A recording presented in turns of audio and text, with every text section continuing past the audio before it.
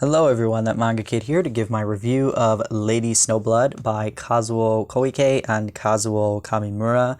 This is another of the series that I got in a humble bundle of Kazuo Koike manga, all by Dark Horse and all pretty much very out of print if you try to find these series physically. But Lady Snowblood was printed into 4 volumes, and so I have all 4 of the digital volumes. And I loved this. Loved it so much. If you want to see a woman just kicking ass and taking names, this is the series for you. Very gruesome, very violent, lots of different trigger warnings. So if you're at all sensitive to, sexual assault or violence or anything like that, skip it. It's not for you. Don't upset yourself. But this is the story of Lady Snowblood, and she was born to this woman in prison, I believe, but she's basically inherited the grudge and revenge seeking from her mother, who basically provides her with 4 names of, I think it's 4 different, 4 men that she needs to go and find and kill. And so she trains and trains and trains to become this wicked assassin, spy sort of situation, and basically spends her life tracking down the men who wronged her mother. And her mother obviously is dead, so she can't enact her revenge plot. So she has this baby so that the baby can, get the revenge for her. And it's pretty badass. Not gonna lie. She is pretty incredible. There is such beautiful artwork in this series. This woman is so gorgeous and just so powerful and headstrong and amazing.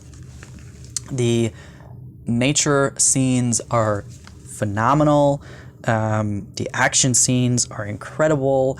And I love sort of monster of the week, sort of mysterious, chapter sort of episodic situations. And this series kind of, starts off like that because there's little arcs and chunks within this very short series in the grand scheme of things. But it's basically just kind of her taking on a persona, and you're she sort of seems like she's taking on odd jobs, odd assassin sort of jobs along the way, but she's clearly trying to pick up information and intel about the people that she's legitimately searching for. But she's just amazing at fooling people and getting what she wants, and it's just really, really incredible to see the dynamic action sequences. She's so powerful, but she also knows her limits, which is nice. And she goes, you know what? This is something that I might not be able to do alone, or this is something that I know is going to cost me if I mess up. And it's just nice to see.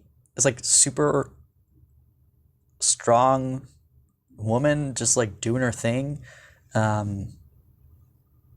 Yeah, it's super cool. It's a lot of fun. I really, really enjoyed this series, and I just couldn't...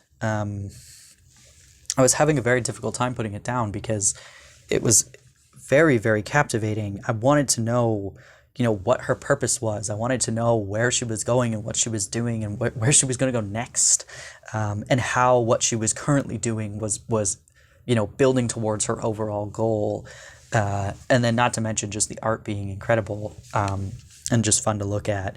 But yeah, I'm really, really impressed with this title. This is one I've wanted for a long time. The covers are yellow and black, and it's just very dynamic and super cool looking. This is one that I for sure, even before I read these digital versions, I've always wanted to collect this, and if I saw it out anywhere, I would absolutely buy it, but I've not been lucky enough to come across them. So my advice, if you can get your hands on the physicals, definitely worth it. But if you cannot, this is... like Crying Freeman, this is one that you do not want to miss out on, just because the physicals are out of print. I would highly suggest picking up the digital volumes of it if it's something that you're interested in reading, because it is so worth it. It was such a fun read and very, very interesting, and I really enjoyed my time with it. So if you've read Lady Snowblood, I'd like to hear your thoughts. Do let me know. But yeah, thanks for watching.